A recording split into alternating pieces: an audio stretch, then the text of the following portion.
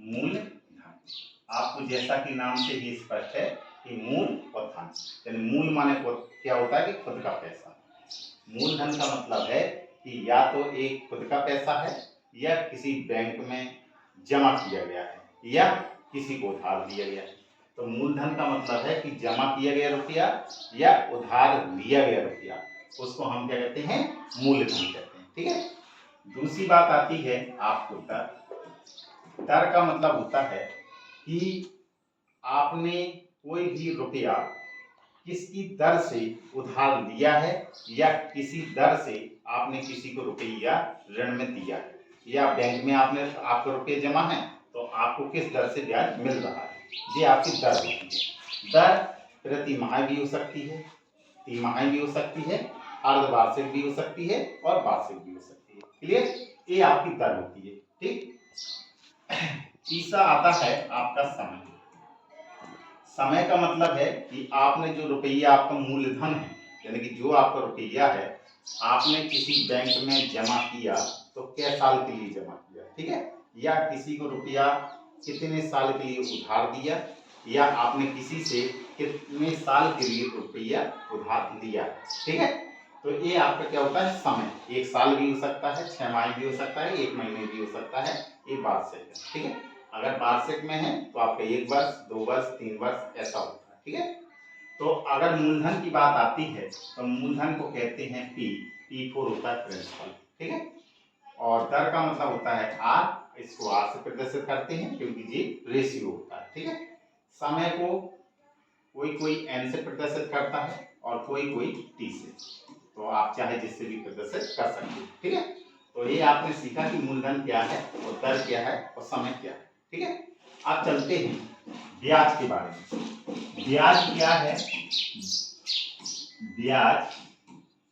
ब्याज का मतलब ये है कि आपने जो रुपया किसी से उधार लिया या आपने रुपया अपना बैंक में जमा किया, तो आपको वो बैंक कितने रुपया 1 साल में या 2 साल में या 6 महीने में या 3 महीने में किस दर से आपको ब्याज दे रही है। ठीक है। ये ब्याज कहलाता है। ठीक है। ब्याज का मतलब बढ़ा हुआ रुपया। जैसे आपका मूलधन है, मूलधन आपने 5,000 लिया और मान लीजिए 2 महीने के बाद उसका जो ब्याज है मान लीजिए 400 रुपये बढ़ गया, तो आपका जो रुपये बढ़ के आया है वही आपका क्या कहलाएगा, ब्याज कहलाएगा। अब ब्याज क्या है कि ब्याज बेटा 2 प्रकार का होता है। एक ब्याज होता है साधारण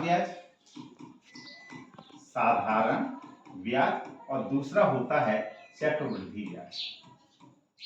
चक्रवृद्धि ब्याज आपको जैसा कि स्पष्ट है कि साधारण ब्याज का मतलब होता है सीधा साधा ब्याज। ठीक है। यानी कि इसमें आपका ब्याज जो है, जितने समय के लिए आपने किसी से रुपया उधार लिया है, सीधा सीधा उतने वर्ष का ब्याज निकाल दिया जाता है। ठीक है। या जितने महीने के लिए उधार लिया गया या जमा किया गया वो आप ब्याज सीधा सीधा निकाल सकते हैं। ठीक है। इसमें चक्रवृद्धि ब्याज में क्या है, जैसा कि नाम से स्पष्ट है कि चक्रवृद्धि ब्याज का मतलब होता है, चक्रवृद्धि जो ब्याज है वो 2 शब्दों से मिलकर बना है। एक तो क्या है, इस चक्र है, और दूसरा क्या है आपका वृद्धि। चक्र का अर्थ होता है चक्र और वृद्धि का अर्थ होता है बढ़ोतरी। तो इसका मतलब है चक्रवृद्धि ब्याज क्या है कि प्रत्येक वर्ष में या प्रत्येक चक्र में या प्रत्येक चक्कर में, चक्कर जी, ठीक है, प्रत्येक चक्कर में जितनी बढ़ोतरी होती है उसे हमें क्या कहते हैं, चक्रवृद्धि ब्याज कहते हैं। समझ में आ गया? तो चक्रवृद्धि ब्याज का जो अर्थ है, शाब्दिक अर्थ क्या है कि मैंने आपको बताया कि प्रत्येक चक्कर में जो बढ़ोतरी होती है वो क्या कहलाती है, चक्रवृद्धि ब्याज कहलाती है। अब चक्रवृद्धि ब्याज और साधारण ब्याज में समानता छोटा सा अंतर है। ये अंतर है कि जैसे मान लिया कि हमने 2 वर्ष के लिए ब्याज लिया तो इसमें सीधा सीधा सा आपका ब्याज लगेगा।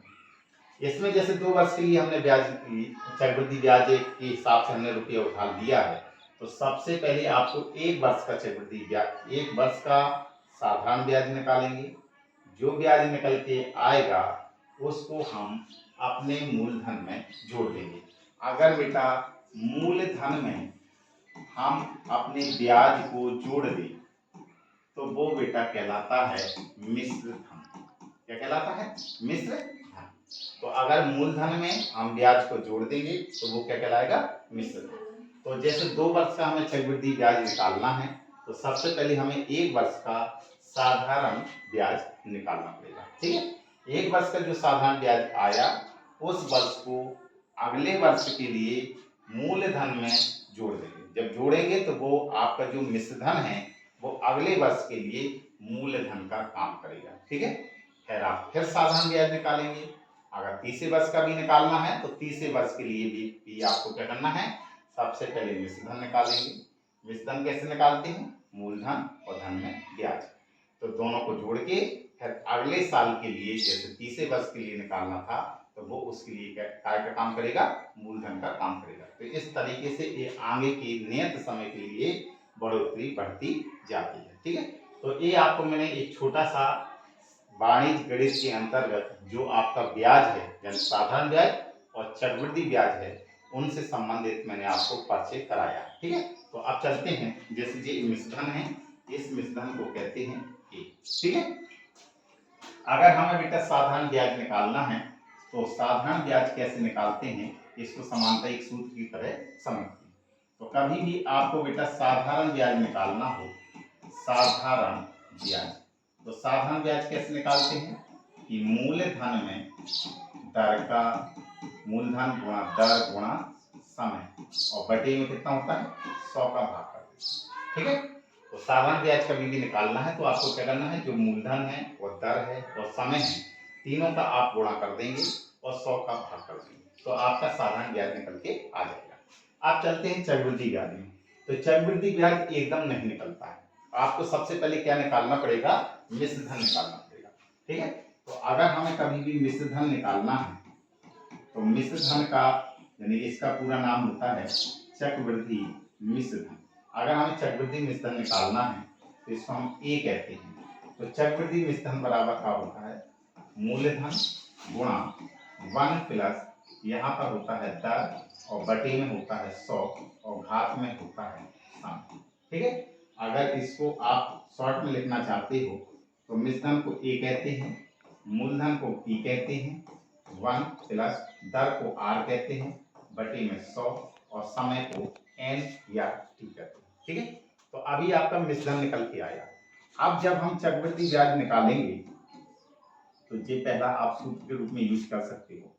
दूसरा आप है चक्रवृद्धि अगर ब्याज आपको निकालना है, चक्रवृद्धि ब्याज, तो चक्रवृद्धि ब्याज का फॉर्मूला होता है कि आपको बेटा मिश्र धन में से मूलधन को घटा देंगे। यानी कि मिश्र धन में से अगर हम मूलधन को घटा देंगे तो आपका क्या है? चक्रवृद्धि ब्याज आ जाएगा। ठीक है, तो इस तरीके से आपने ब्याज के बारे में एक साधारण सा परिचय सीखा।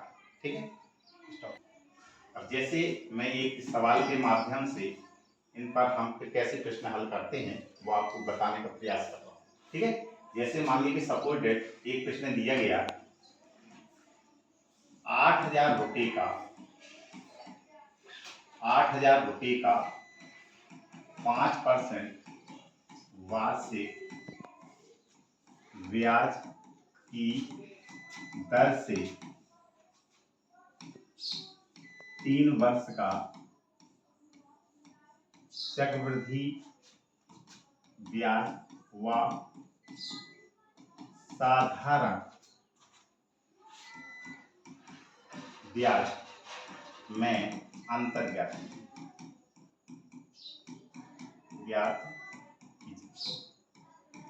ठीक है, आपको प्रश्न लिया है 8,000 रुपये का 5% वार्षिक ब्याज की दर से 3 वर्ष का चक्रवृद्धि ब्याज व साधारण ब्याज में अंतर ज्ञात करो। ठीक है, तो इसका कहने का तात्पर्य है कि आपको एक चक्रवृद्धि ब्याज अलग निकालना है और साधारण ब्याज आपको अलग निकालना है। ठीक है, तो सबसे पहले हम देखते हैं कि साधारण ब्याज हम कैसे निकालते हैं। ठीक है, तो सबसे पहले आपको ये समझना है कि जो रुपया लिखा होगा, क्या लिखा है? इतने रुपए का। जो रुपया आपका खुद का होता है या जमा होता है या आपने किसी को ऋण दिया है तो वो रुपया मैंने आपको बताया था वो क्या कहलाता है? मूलधन। तो सबसे पहले आप लिखेंगे मूलधन। तो मूलधन को क्या कहते हैं? पी, और पी कितना दिया गया है आपका? 8,000 रुपये। आपको मैंने बताया जहाँ पे परसेंटेज का चिन्ह लगा हो और आपको दर शब्द लिखा होगा तो तुरंत समझ जाना कि ये दर है। दर को कहते हैं आर और आर लिखा हुआ है 5%। अब कितने समय के लिए आपने उधार लिया ये जमा किया है वो आपका समय होगा। क्या लिखा है 3 वर्ष का। तो ये बेटा आपका क्या है समय।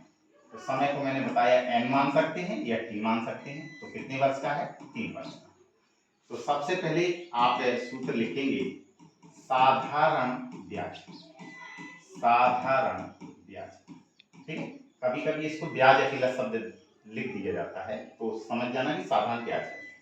साधारण ब्याज बराबर फॉर्मूला मैंने आपको बताया कैसे होता है मूलधन गुणा दर और गुणा में समय और बटे में बेटा क्या होता है 100।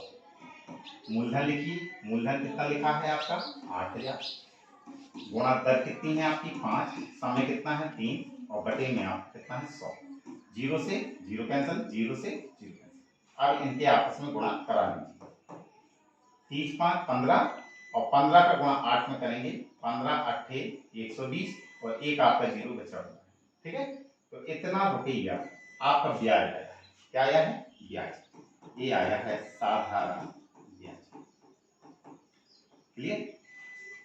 अब चलते हैं ये आपने साधारण ब्याज सीखा। अब चलते हैं चक्रवृद्धि मिश्रधन कैसे निकालते हैं। तो आपको यहाँ पे क्या लिखा हुआ है P बराबर लिखा है 8000 रुपये और R कितना लिखा हुआ है 5% और N कितना लिखा है 3 वर्ष। अब आपको यहाँ पे क्या निकालना है चक्रवृद्धि ब्याज। ठीक है। ये मैंने आपको हेडिंग डाली है जिससे आपको पता चल जाएगा ये चक्रवृद्धि ब्याज कैसे हम निकालते हैं। तो चक्रवृद्धि ब्याज के लिए सबसे पहले आपको फॉर्मूला लगाना है चक्रवृद्धि मिश्र धन। तो चक्रवृद्धि मिश्र धन का फॉर्मूला क्या होता है मूलधन गुणा 1 प्लस दर बटे 100 और घात में कितना होता है सम। मिश्र धन को आपने क्या मानते हैं हमेशा ए मानते हैं। ठीक है। आपको मूलधन दिया गया है तो मूलधन को लिख दीजिए 8000 गुणा 1 प्लस दर कितना दिया गया है 5 बटे में 100 और समय कितना लिखा है आपका 3। इसको काट दीजिए 5 ही कम 5 5 से काटेंगे 20 आएगा। ये कितना होगा आपका 8000 गुणा 20 से कम 20 और एक जोड़ा है तो 20 और एक कितना हो गया 21। आप भिन्न के रूप में भी अलग हल कर सकते हैं। तो 21 बटे 20 और घात में 3 ये हुआ आपका 8000 गुणा 21 का 3 बार गुणा करवाएंगे आप। तो 21 का गुणा 21 में करेंगे 441 फिर 441 का गुणा 21 में करेंगे। आप जैसा कि घन जानते हो कि घन हम कैसे करते हैं। तो 21 का घन कितना होता है 92 61। ठीक है।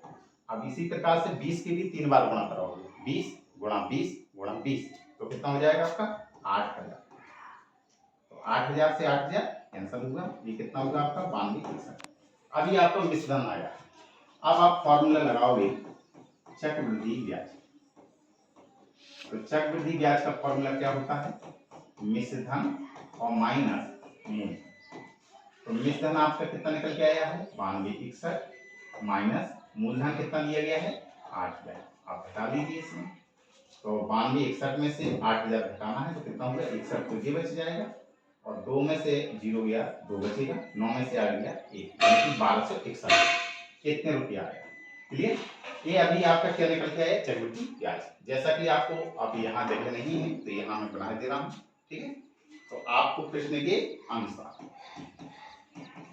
तो प्रश्न में आपको क्या कहा गया है कि चक्रवृद्धि ब्याज में से साधारण ब्याज को घटा दीजिए तो आपका अंतर आ जाएगा। अंतर का मतलब होता है घटाना। और अगर आपको कह देता है योगफल ज्ञात करो तो आप दोनों को छोड़ दीजिए। अगर कहता है गुणनफल करो तो दोनों को गुणा करा दीजिए।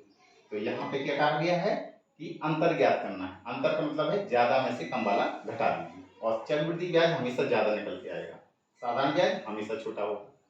तो आप क्या करेंगे चक्रवृद्धि ब्याज में से आपको साधारण ब्याज घटा देना है। तो चक्रवृद्धि ब्याज कितना निकल के आया है 12 61 और साधारण ब्याज कितना निकल के आया है 1200। घटाइए तो कितना आएगा 61 रुपया। तो आपने देखा कि इन दोनों का जो अंतर है वो कितने रुपये आया है 61 रुपया आया।